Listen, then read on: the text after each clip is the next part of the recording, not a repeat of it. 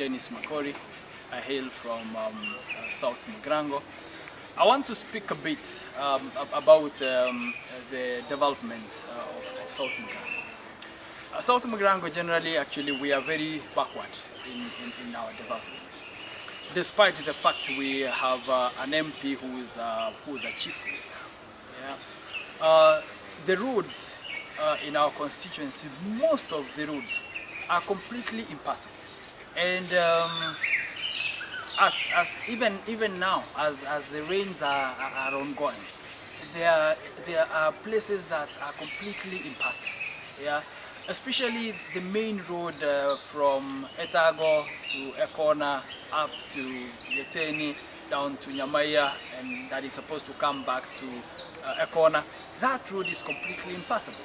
We've been told that money has been allocated.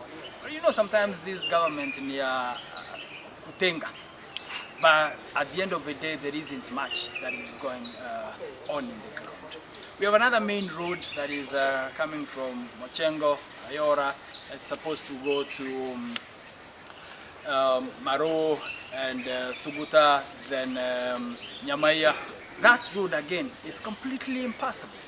Yeah? Another main road that is coming from Nyamarambe, Esaka to Nyabigana, that road is completely impassable.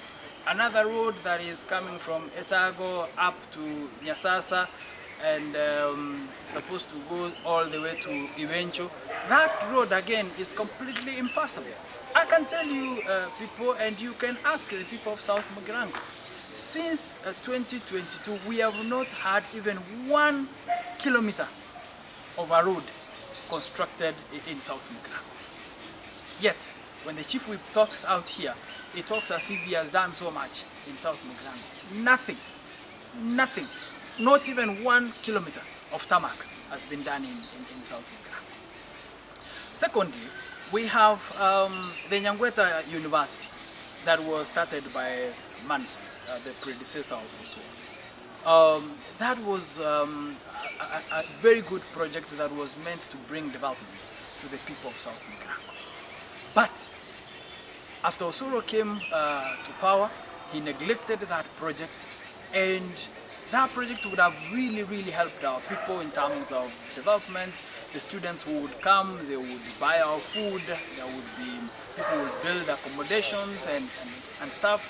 And so as a result, we've remained back as South Mugirango because of the lack of development consciousness from our leader also. There is this KMTC that was supposed to be built in new level 4 hospital in Nyamarambe. That KMTC has not come, and these are projects that Osoro would have brought as a chief whip, but he has not. Yeah, and I want to say there are so many students who have dropped out of school in South Mugirango because they are not getting bursaries and they are not getting support from Osoro and CDF. Yeah. Now he purports to have an Osoro Care Club.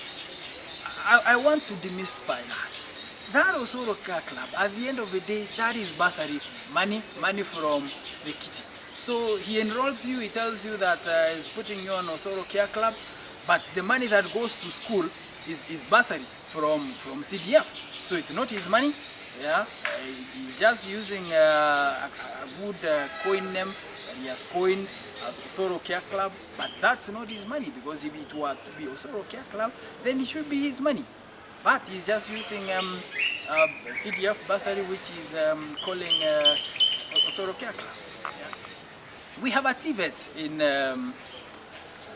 Marongo that has not been completed, despite that all the money for that TVET was released. Yeah, it was done. They just did one level, and that is where it stalled.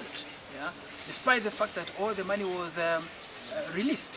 So, what kind of development is that? And what help do we have as the people of South Mugirango when we have a chief who is supposed to do a lot more, but is not doing?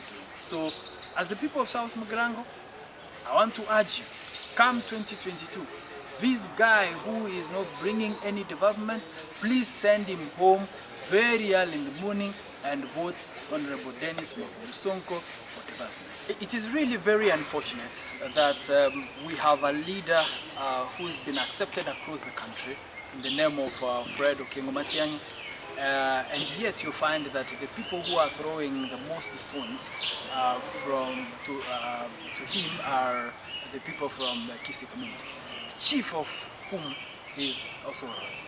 I must say Osoro is simply selfish, because he's just looking at his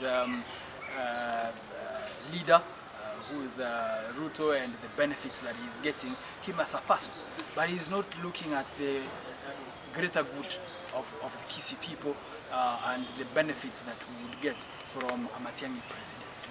So I would urge all leaders and all our people from Kisii and beyond Kisii to the whole country to rally behind our leader, Fred Okengo Matiang'i, and help him to ascend to presidency, because we know he is a very visionary leader, and the things that he did while he was in Interior, when he was in the Ministry of Education, when he was in the Ministry of ICT, he did very well. Yeah, so it is time that we coalesce together and help him ascend to presidency.